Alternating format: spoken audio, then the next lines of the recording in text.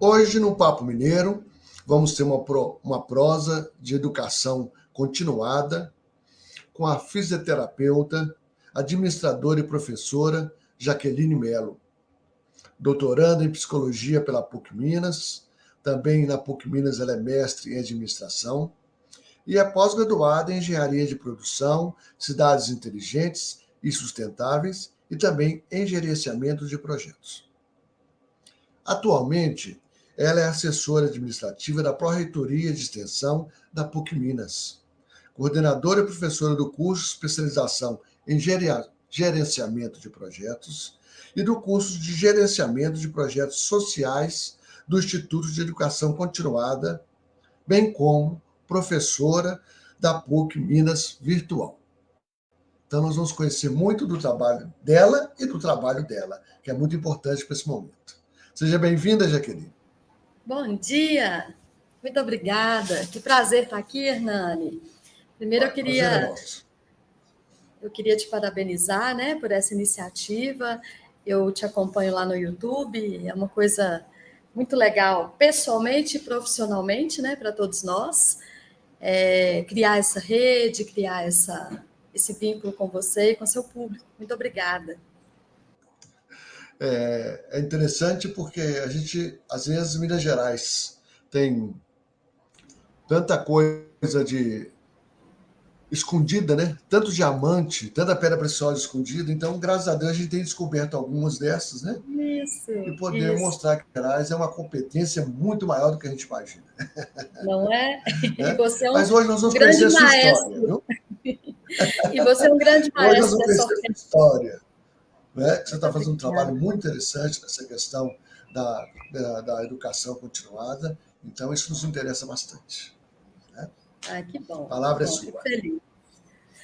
Então, eu tenho uma longa história na PUC Minas e também com ações sociais, que é o meu foco, que é o que eu tenho dedicado à minha vida, à minha rotina, e fico muito feliz com isso, né, tendo em vista o que a gente tem vivenciado aí na nossa sociedade, né, e percebido as demandas, não só de Minas, mas do Brasil e do mundo, né, sobre Justamente.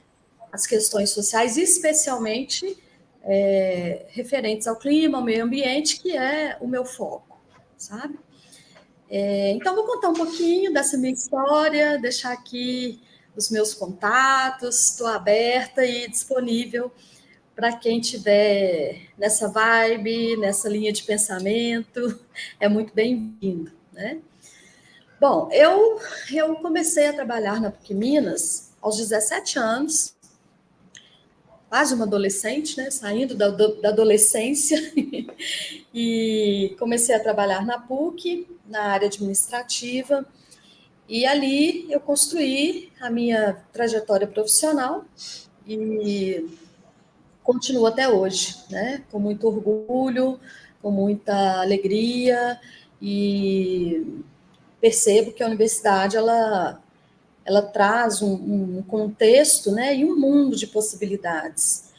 E por meio dela, eu tenho tentado contribuir um pouquinho com a sociedade, né? Bom, quando eu entro na universidade em 95, eu comecei a trabalhar na área administrativa, mas sempre com aquela vontade pela docência. Antes da PUC, eu era professora do ensino primário, na alfabetização de crianças. Ótimo. E lá, desde o meu ensino médio, eu fiz um magistério. Então, eu trabalhei 2 anos com alfabetização de crianças. E então já tinha a educação na veia, né? Desde criança eu trabalhava, eu colocava uns livros assim, fingindo que eram os meus alunos, e escrevia na parede, no muro da minha casa, porque eu não tinha um quadro. Eu acho que estava meio premeditado, sabe? Assim, ser professora. Então, quando eu entro na PUC, fui abençoada aí com bolsa de estudo, né? À época, até hoje os funcionários têm bolsas de estudo, então eu aproveitei isso ao máximo e desde então não sair mais da sala de aula como professora, como educadora e como estudante, né? Eu estou fazendo o meu doutorado agora, mas ao longo desses 28 anos aqui na universidade, eu fiz as minhas 2 graduações, fiz 3 ou 4 especializações, fiz o meu mestrado e agora o doutorado. E não pretendo parar, viu, Hernani? Ótimo, Eu que acho, bom, ué. como você disse no início da sua fala, né? A educação é continuada. Aquele professor que entende que não precisa mais aprender, ele não está apto a ensinar, né? Na minha concepção. Então, eu acho que é um contínuo que a gente, não só dentro da sala de aula, mas na extensão universitária, nos estágios, no nosso dia a dia, né? No dialogismo com a sociedade, a gente aprende cada vez mais, né? E nunca estaremos prontos, né? Essa é a minha nossa constatação, Sempre, né? sempre aprendendo, né? Sempre ensinando e aprendendo. Sempre aprendendo. E tenho comigo que, estando na comunidade, estando na sociedade, fazendo ações sociais, fazendo esse diálogo, a gente aprende até mais do que na sala de aula, sabe? Então, esse é o motivo pelo qual eu tenho estado, né, nas comunidades e levado os meus alunos comigo. Bom, então, eu me formei na área...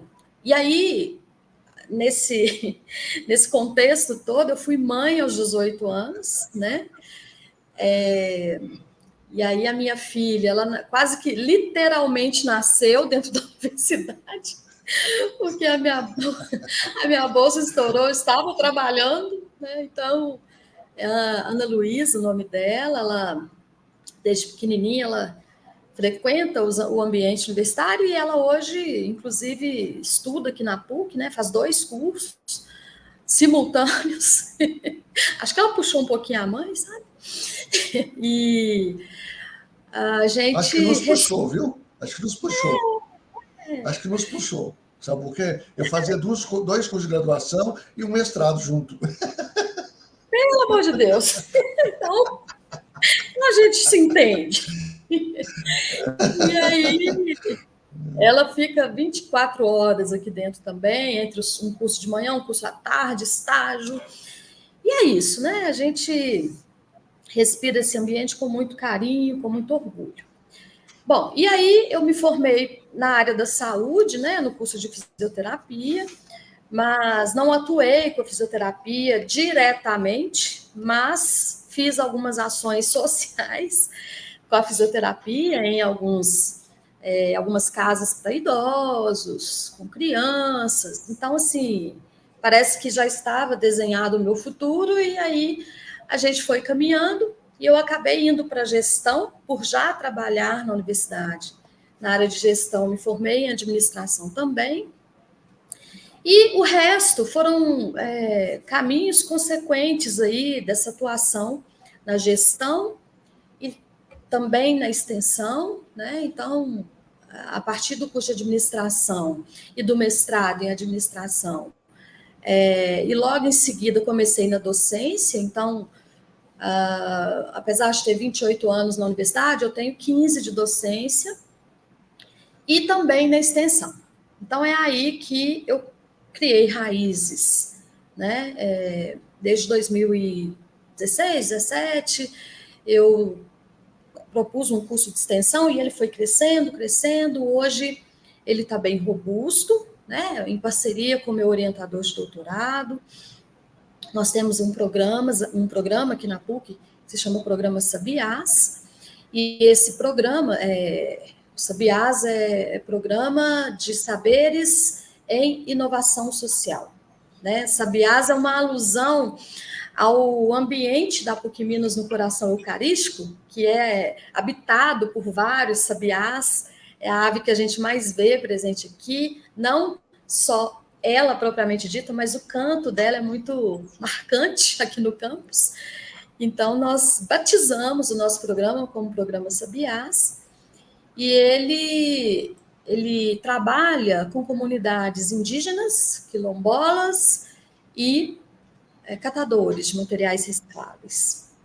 E aí eu fui presenteada, um ano atrás, eu trabalhava numa outra área na universidade, na área de infraestrutura, mas eu fui presenteada agora, há um ano atrás, como um convite da nossa pró-reitora de extensão, professora Carolina Costa, para ser assessora aqui na pró-reitoria de extensão. Então, aquelas coisas da conspiração do universo, sabe? Elas acontecem. Então, dentro da extensão, né, imersa na extensão, eu estou ampliando horizontes, eu estou ampliando a minha rede, e aí eu tenho trabalhado, para além dos Sabiás, em outros projetos de extensão, né? Muito alinhados e bem um diálogo bem um vínculo muito próximo com a minha tese de doutorado, que eu vou tratar do potencial, né, da potência da extensão universitária na formação, no ensino e aprendizagem do nosso aluno de pós-graduação stricto sensu, né? Por que stricto sensu, mestrado e doutorado? Porque a extensão universitária, na graduação, ela já é exercida por força de lei, né? Desde 2018 nós temos aí a curricularização da extensão, que é obrigatória a carga horária de todos os cursos de graduação do Brasil, né? A ter 10% da sua carga horária de extensão. Porém, na pós-graduação, isso ainda é, digamos que, facultativo, né? Não é obrigatório.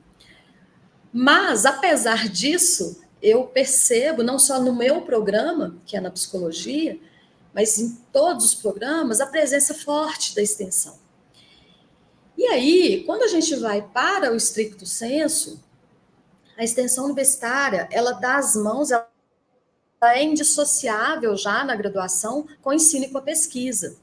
Mas no stricto sensu, ela dá as mãos fortemente com a pesquisa, e aí a gente tem realizado trabalhos muito potentes, né, da pesquisa científica, de levar o saber científico para o seio da comunidade, mas também o oposto, né, porque quando a gente fala que a extensão universitária ela é dialógica, ela é interdisciplinar, ela é interprofissional, significa que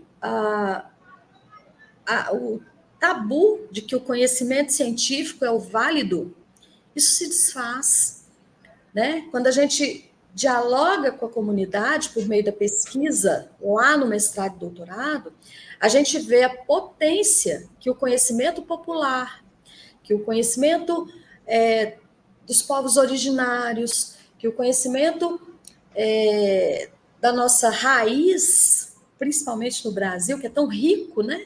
Que é multicultural, como que isso traz para dentro da universidade uma contribuição potente que, aliado ao saber científico, vai transformar o mundo, né? Então, é interessante isso, né, Jaqueline? Essa visão é muito importante, né? Eu tenho uma tria-avó, vamos chamar assim, que era índia, da tribo dos Araxás. Olha, né? que E eu legal. tenho uma bisavó negra. Ela não foi escrava, porque ela não foi escrava, ela já tinha a lei da mente livre, ela nasceu livre, ela não foi escrava. Mas ela era filha de escravos. Então, e tem uma outra bisavó, loura de olho azul, portuguesa. Isso Você é vê que tem essa mistura aqui. Isso que deu essa mistura aqui, né? Então, então eu acho o segredo dos ruivos. O DNA do ruivo é isso aí, né? Então é interessante isso, porque a gente tem que voltar e conhecer a palavra do momento é ancestralidade. Né? Mas também a gente tem que reconhecer que nós evoluímos. Eles fizeram uma parte do caminho, mas nós estamos fazendo outra. Então, eu acho que isso é muito importante o que você disse, viu? Muito importante. Exatamente. E aí, a riqueza é exatamente essa mistura, né? E aí, a ciência não pode ser, nesse sentido, unilateral, né, a dizer que o único conhecimento válido é o científico. Não. E ao dizer isso, nós estamos desconsiderando toda essa história, toda essa cultura pregressa, toda essa contribuição que os nossos povos originários nos deram, mas continuam nos dando, né? Porque muito da medicina, muito da tecnologia, muito dos saberes que nós temos hoje, como você mesmo disse, evoluídos, vieram daí. E eles ainda continuam evoluindo, eles ainda têm o seu valor, eles ainda têm a sua potência, né? E que, diga-se de passagem, estão perdendo direitos, né? Perderam espaço, são extremamente desrespeitados, desvalorizados. E aí, quando a gente pensa, aí eu vou agora vou fazer um filtro aqui para o meu viés de estudo hoje, que é a sustentabilidade ambiental. Quando a gente diz dessa união de saberes, ela é multifacetada, né? Ela tem diversas ações. Porém, quando a gente fala do principal problema que nós vivenciamos hoje, que é a crise socioambiental, né, por causa das mudanças climáticas, por causa dos desastres naturais e criminosos, né, que a gente sabe que existem, né, o meio ambiente ele é atacado dioturnamente, criminalmente, né, ou por ação de empresas, ou por ação dos próprios indivíduos, que não têm consciência, né. Então, quando a gente fala desse viés da sustentabilidade, porque ela é um tripé, ela é ambiental, ela é social e ela é econômica. Mas quando a gente fala no viés socioambiental, esses povos originários, a sabedoria popular, o saber não científico, ele faz muita diferença, né? Ele tem que ter um destaque.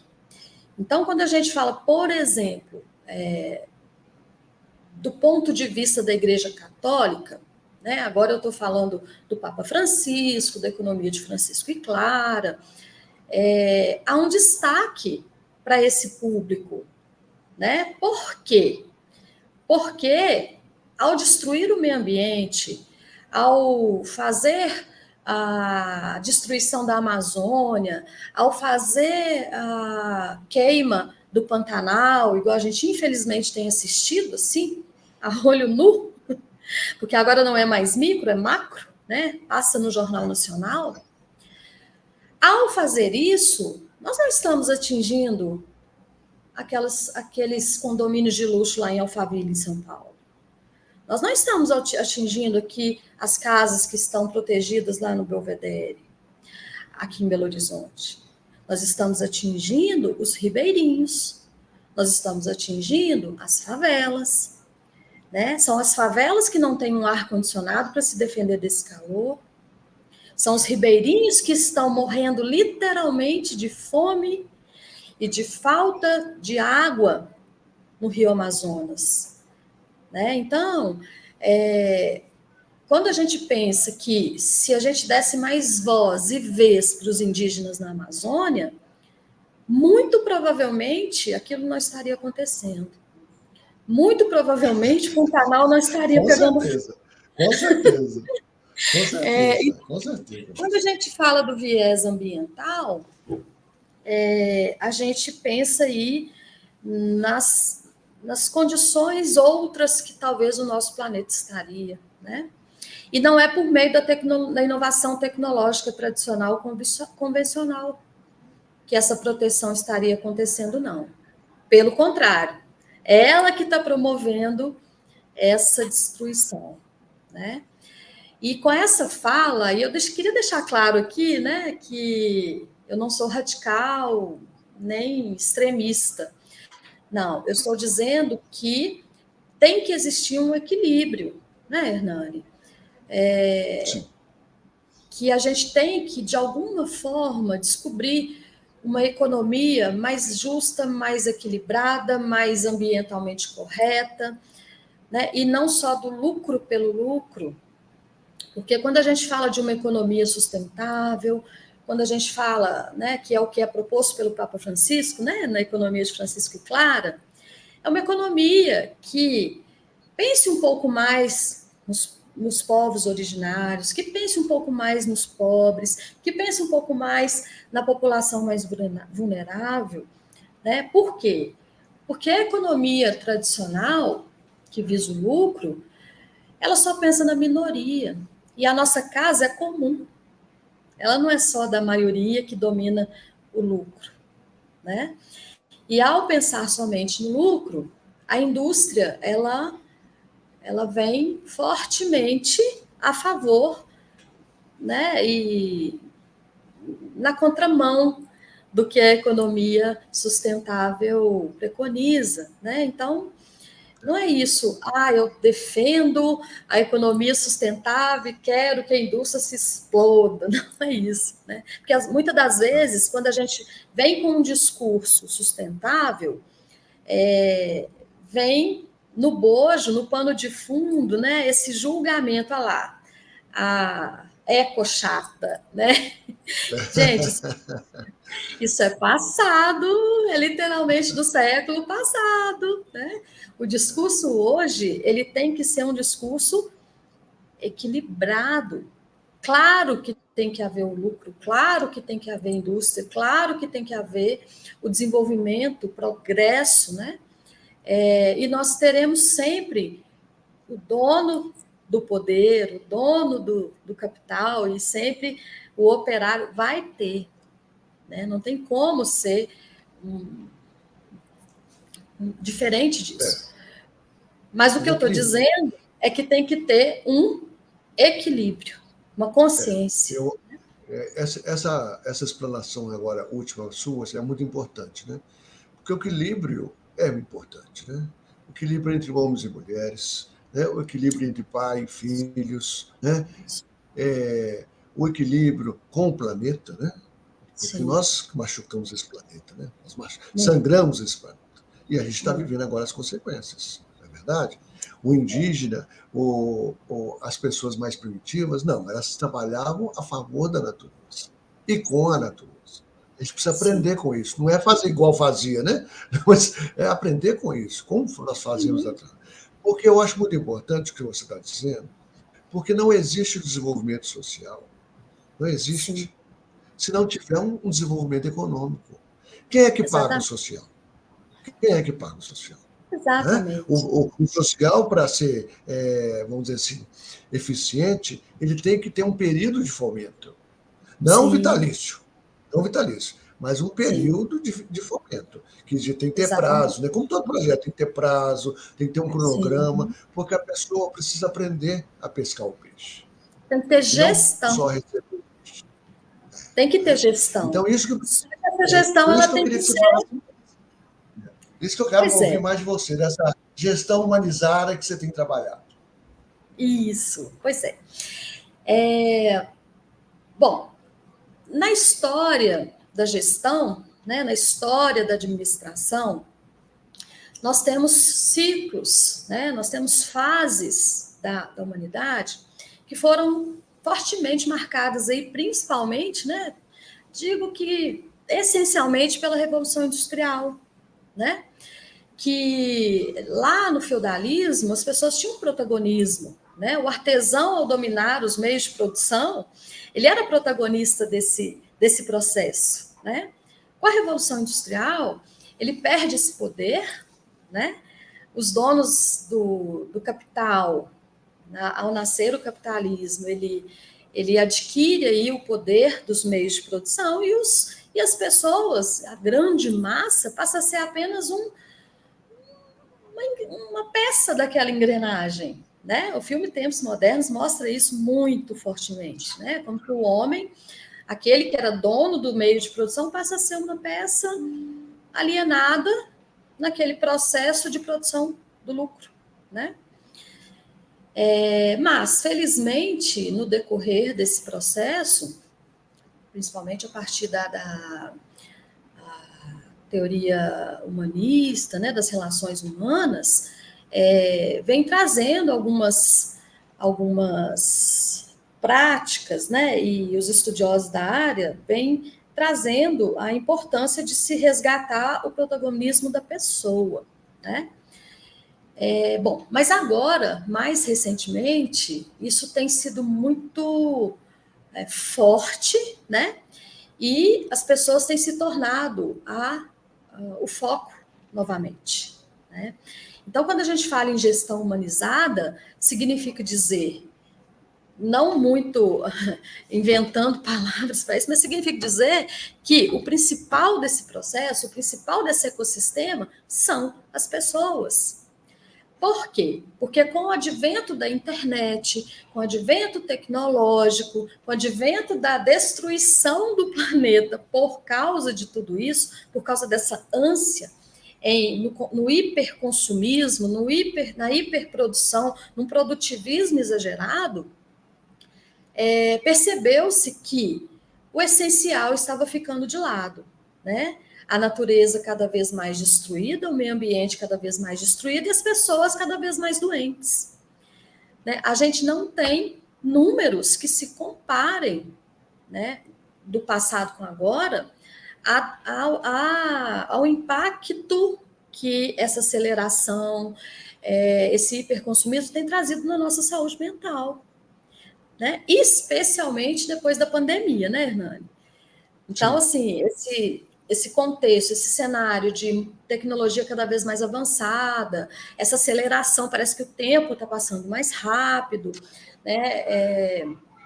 Esse consumismo exagerado tem causado impactos muito fortes na nossa saúde mental. Então, os índices de suicídio, né, a depressão nas nossas crianças e jovens, né? Nós fizemos aqui na PUC, há um mês atrás, o primeiro Congresso Internacional de Saúde Mental, Diálogo sobre o Suicídio. Primeiro congresso aqui na PUC, na história da PUC Minas, que debateu diretamente o tema. Então, assim, os números são alarmantes, né?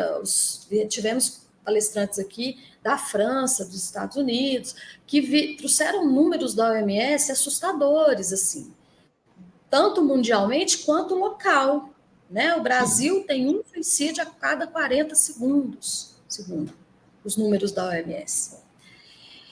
Então, isso é fruto de quê? Isso é fruto de uma sociedade doente. Se as nossas crianças, se os nossos jovens estão pensando em se autoexterminar, isso é um sintoma que eles provavelmente não estão sendo ouvidos, né? Eu me lembro de uma fala de um palestrante que me tocou profundamente, que ele falou assim, nossos jovens têm muitas perguntas. O nosso papel de pais, mães, educadores, né, adultos, não é de fazer a pergunta por eles. Porque às vezes a gente tem essa mania, né? Ah, você quer isso, eu acho isso. Não, o nosso desafio é ajudá-los a desenvolver essas perguntas, a elaborar essas perguntas, né? E aí o que a gente faz? Pode falar que eu estou te ouvindo. Às vezes, dentro da casa da gente, você está do lado do seu filho conversando com ele pelo WhatsApp. Isso é muito grave, isso é muito sério, né? E aí, a gente, com esse problema todo da saúde mental, provavelmente, os psicólogos, os profissionais da educação, da saúde, fizeram um movimento aí de, ops, a pessoa tem que ser o centro, né?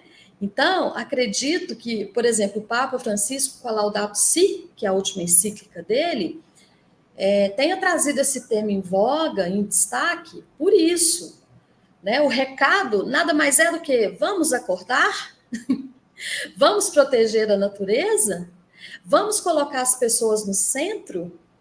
Então, aí voltando lá no início da sua pergunta, né? A gestão humanizada dentro desse contexto todo. Se os líderes, se os donos de empresa, se os professores, se os pais, todo mundo não tiver num movimento, né, de gestão, e não só a gestão corporativa, mas a gestão das nossas famílias, a gestão de si mesmo não for voltada para o humanismo, o que é que vai ser de nós?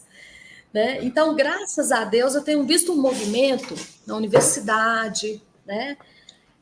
Nas escolas, igual eu estou falando agora de dentro, né? De um olhar de dentro da Sociedade Mineira de Cultura, que é a mantenedora da PUC Minas. É difícil falar de mim sem falar da PUC Minas, tá, Hernani? A coisa já está imbricada, né? Mas eu lá falo você aqui passa o maior tempo de sua... Você passa o maior tempo de sua vida dentro da universidade, né?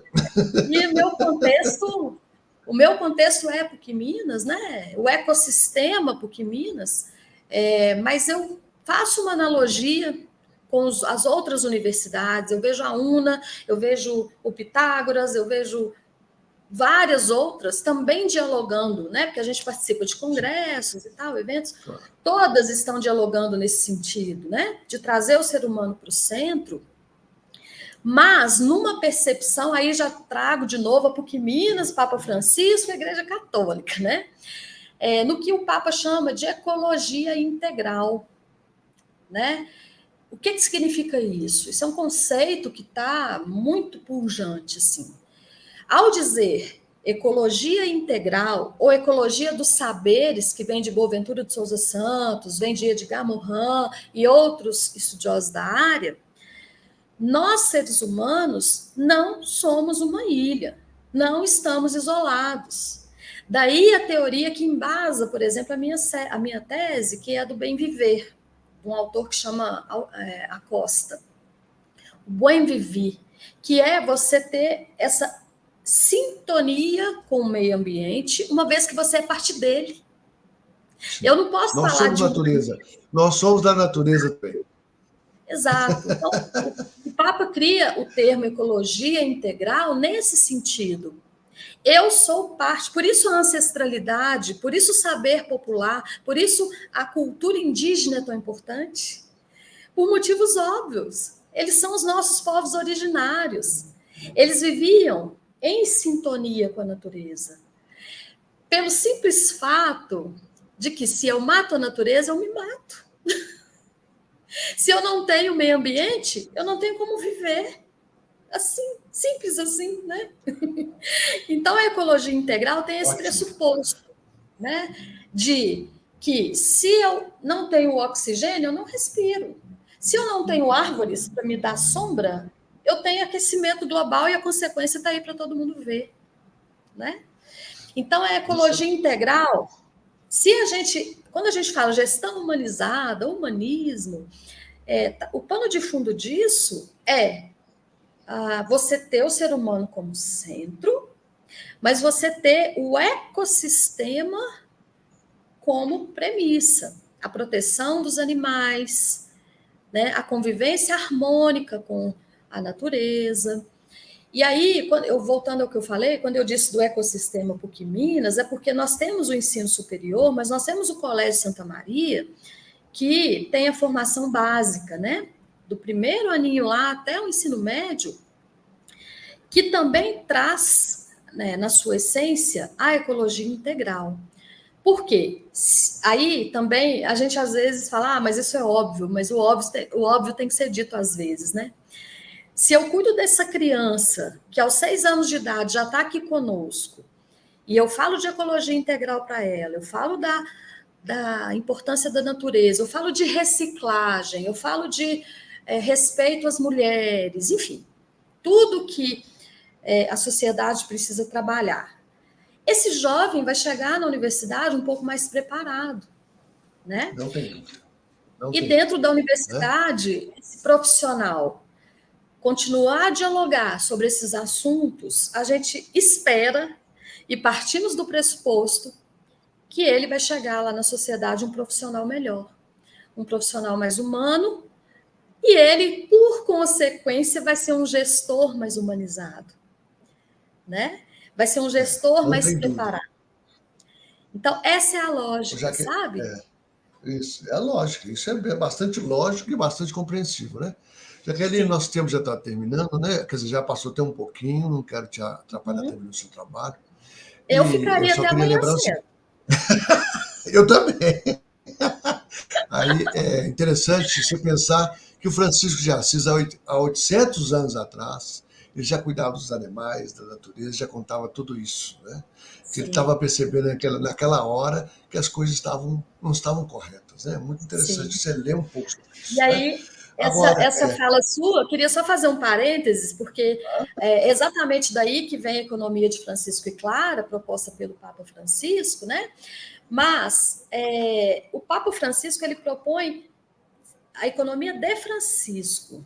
A articulação brasileira da economia de Francisco traz a proposta de incluir Clara nesse tema, e aí vira a economia de Francisco e Clara, exatamente por isso, porque Francisco fez todo esse movimento, mas ele tinha uma mulher ao lado dele. Né? Santa é o Clara equilíbrio, vem né? É o equilíbrio que nós estamos o falando. equilíbrio. Santa Clara vem trazer essa dualidade, né? Essa equidade que a gente tanto sonha hoje, né? Pelo direito das mulheres, pela equidade de gênero. Então, é muito bonita essa proposta, né? Para que a gente possa evoluir humanamente. Isso mesmo. Querida, então, quero te agradecer bastante, foi ótimo, né, essa Eu que te apresentação, agradeço. essa questão. Nós vamos ficar de olho aí nesses cursos da PUC, porque é muito bom, né? Muito Isso. bom isso, viu? E Deixo aqui continue um. sucesso no trabalho, sucesso no seu trabalho, nessa competência, porque nós precisamos disso. Muito obrigada. Deixo o convite, né, aos alunos, possíveis alunos da PUC que estejam assistindo, nos assistindo, que procure a extensão universitária, né? Ela é o mecanismo aí de diálogo com a sociedade e é muito enriquecedora. Muito obrigada. Ótimo. Um grande abraço, viu? Obrigada. Tudo de bom. Estamos aí hoje, é uma aula, né? Uma aula de competente, né? De uma professora, mas também de uma pesquisadora, de uma, vamos dizer assim, uma pessoa envolvida com a realidade mundial, que nós precisamos fazer a nossa mudança e tem que começar de cada um de nós. Até o próximo Papo Mineiro. Forte abraço.